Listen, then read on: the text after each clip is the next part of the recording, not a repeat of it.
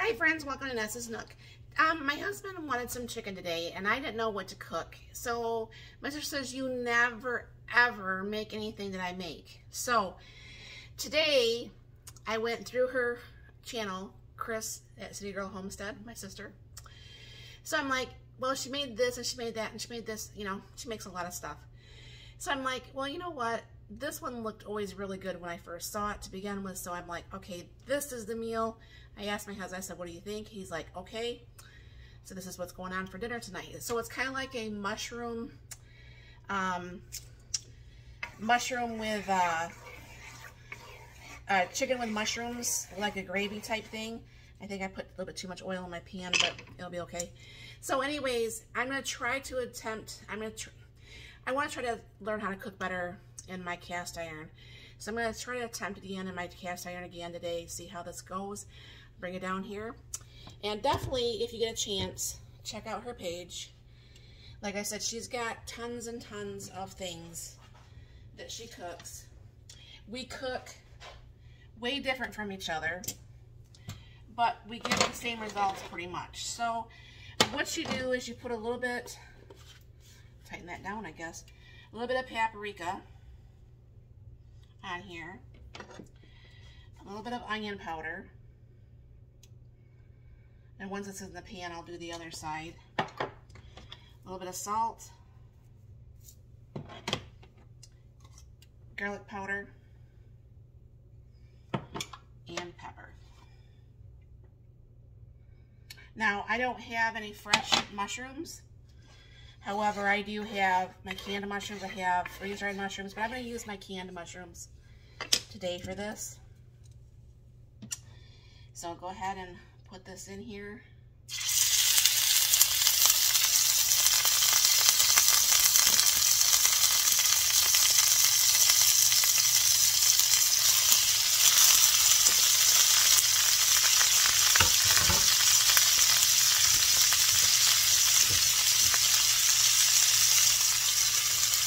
And that's one thing I do not like about pan frying is the grease splatter. So there's a little bit of pepper, a little bit of salt, garlic powder, onion powder, and I'm turning this down some because I don't like it to be cooked that high. I don't like to even cook that high, like in the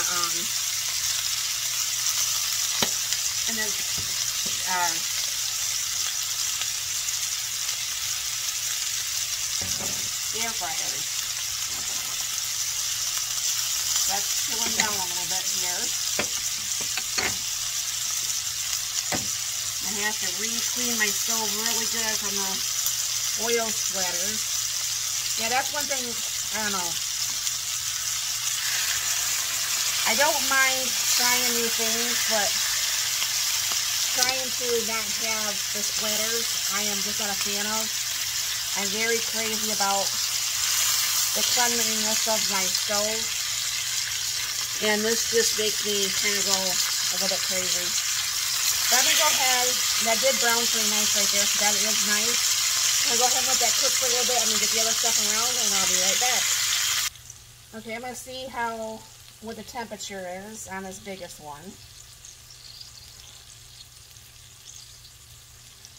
See how close we are to being done.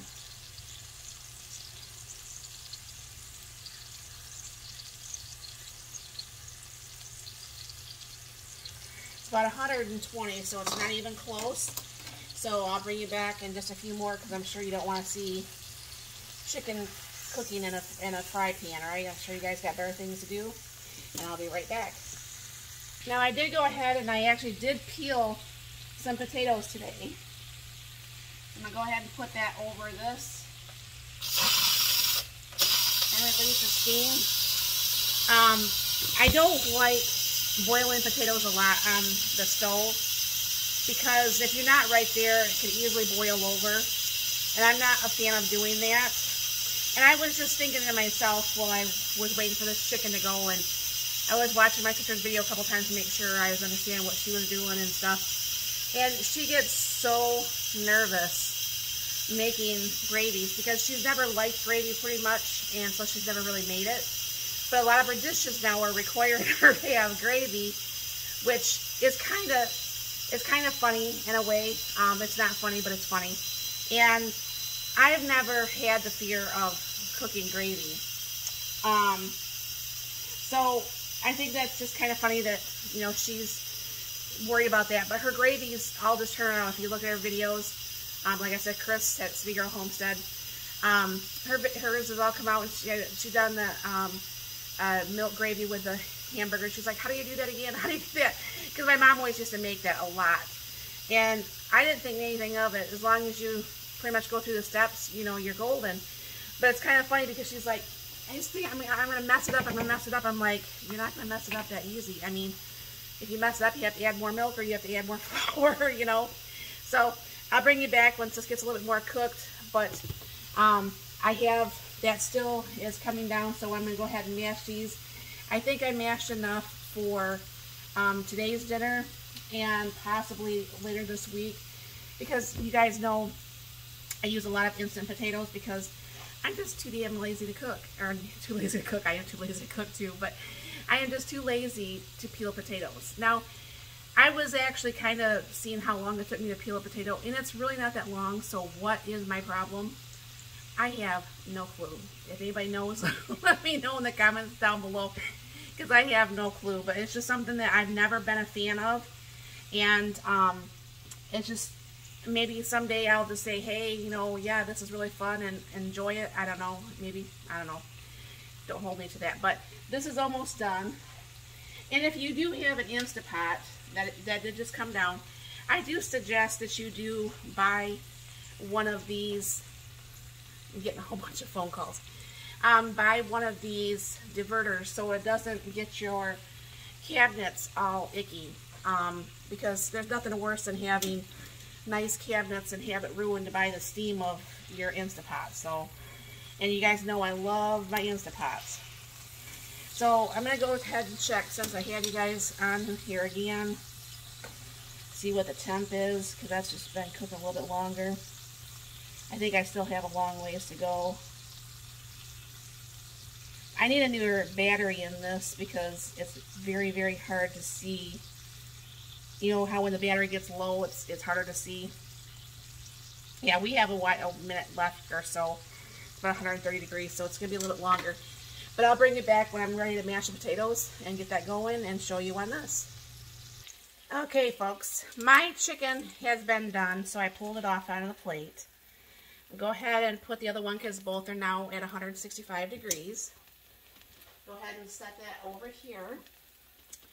Now, I'm going to do this a little bit differently because I feel a little bit more comfortable making the gravies than my sister does. So, what I'm going to do is kind of bring up some of the fatty stuff there. And I'm going to take the butter, and we'll go ahead and put the butter in here.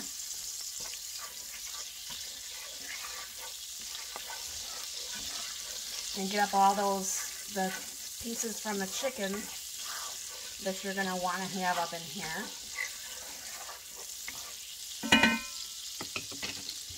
And they asked for 2 tablespoons of flour.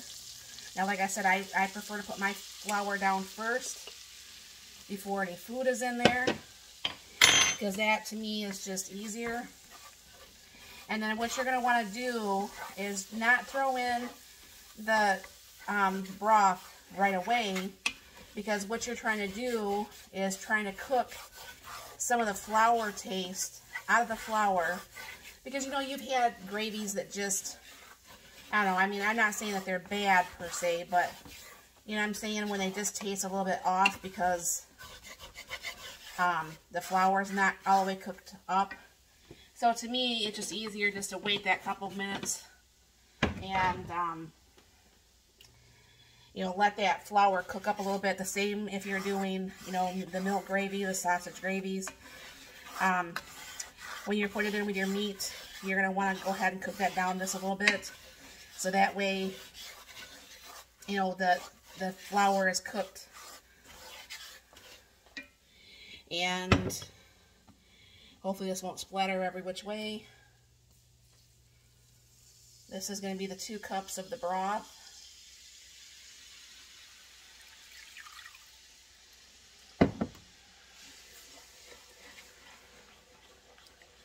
And then what I'm just going to do is, I'm not going to sit here and wait for the whole thing to do as this gets a little bit thicker.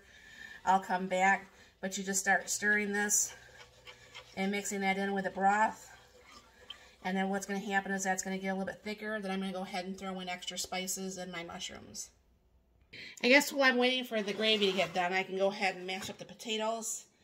I have a little bit of butter already in there. And I'm just going to use my regular potato masher. I mean, I can get out my mixer and do all that stuff, but I'm just going to go ahead and do it this way. If I make a big batch, I prefer to actually mash them in my KitchenAid mixer, my stand mixer. I did put a little bit of salt and pepper in here, not too much. And yeah, that should definitely be enough potatoes for a couple meals here. So I'm going to go ahead and put a lid on this. I'll be right back. Now I did take a can of my canned corn, and it's going to have a little pat of butter in there. And that's actually going to be the vegetable. If I would have thought about it, I did buy a new thing of asparagus. It's not quite as thin as what I did the other day. And that would have made a really nice attachment to this meal, but obviously I wasn't thinking earlier. So we'll just have a canned vegetable. But this is starting to thicken. It still has a little bit ways to go, so I'll be back. I'm going to go ahead and throw in the mushrooms though too. Now obviously it calls for, you know, probably fresh mushrooms, but I don't have any. So the canned mushrooms are going to have to do. But I mean, that is looking really good so far. So I did put a little extra salt and pepper in here, by the way. Alright, that's looking nice and thicker. I did turn up the heat just a little bit. Now what I'm going to do is put that chicken back in here to warm back up the chicken. And pour some of that sauce over the top of the chicken. And just let that reheat back up for just a few minutes here. And I'll be back in just a smidge to get this plated up. Alright friends, here is dinner tonight. And thanks again, Kris over at City Girl Homestead. You can't say don't make some of your stuff. So, my husband should be rolling in the door almost any moment now. So, this should be something he should probably, hopefully, really, really super like. It looks really good. It smells really good. I haven't tasted it yet, but it looks good. And, you know, you eat with your eyes first, so I think it's going to be a wonderful dinner. So, thanks again, Kris. Have you ever made something like this? Let me know in the comments down below. And thank you very much for stopping by. You have a very blessed and wonderful day.